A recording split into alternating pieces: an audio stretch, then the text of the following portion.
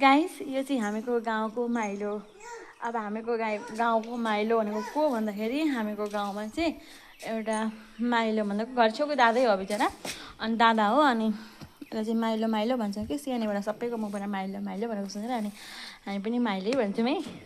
अनि त्यहाँबाट तपाईँलाई चाहिँ म के देखाउन आँट्दै छु खानासाना खाएर भन्दाखेरि नि त यहाँ हेर्नु न म चाहिँ खानासाना खाएर उता बसिरहेको थिएँ सुतिरहेको थिएँ ढल्किरहेको थिएँ लाइट गयो दम गर्मी कस्तो बाफ छ कि गाइस।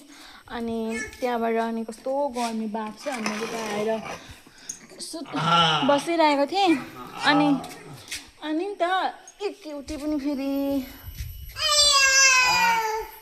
कस्तो अनि त गाइस हेर्नु न यहाँ कसरी सजाएर राखेको रहेछ वस्तु। म त छक्क भने के गरेको भनेको कि बोल्न चाहिँ बोल्दैन अब इसा मतलब अलिअलि मतलब कस्तो चालले बोल्छ नि त मुखले चाहिँ बोल्दैन मतलब उसले बोलेको हामी बुझ्छौँ कि त्यस्तो चालले भन्छ। उसले भनेको सब वस्तु ठिक ठिकमा भेटिन्छ अरे कि काम गर्दा फट्टै अनि यसरी राखेको अरे उसले। हेर्नु न यहाँ यस्तो हाँसुठो भन्नुहुन्छ र म छक्क परेँ।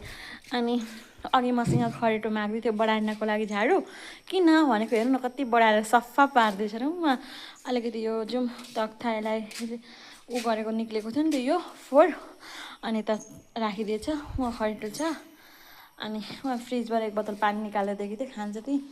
अनि यो चाहिँ हामीको अस्ति नि टपरा किन्दाखेरि बटम किन्नुभएको थियो अलिकति बटमबाट तख्ता किन्नुभएको थियो। अनि अरू त सबै रेडिमेड लाउने मतलब कि रेडिमेड नै लाउने तर एउटा चाहिँ पछाडिको लागि चाहिँ अब छ के गर्नु त्यतिकै रहिरहेको थियो तख्ता बनाउन भनेर कुरो गर्नु घरमा बात भयो। अनि अस्तिबाट आउनु थालेको आज 3 दिन भयो है आज 3 दिन भयो।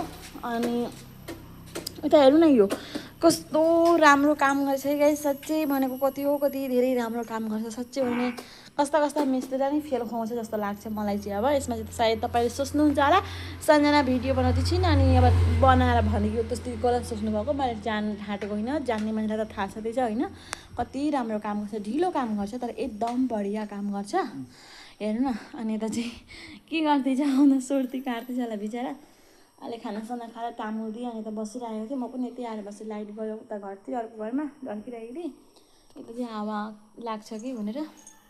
अनि तपाईँलाई चाहिँ मैले के देखाउन आँटेको मेन कुरो भने यहाँ सामान कति राम्रो राखेको रहेछ। अनि सोधेको किन यसरी राखेको भनेको फट्टै देखिन्छ अरे कि आँखालाई झोलामा हाल्दा चाहिँ देखिँदैन अरे हेर्नु न है सानी। अनि त हेर्नु है बढाएर सिनिक्क पारेछ बिचराले खानासाना खाएर।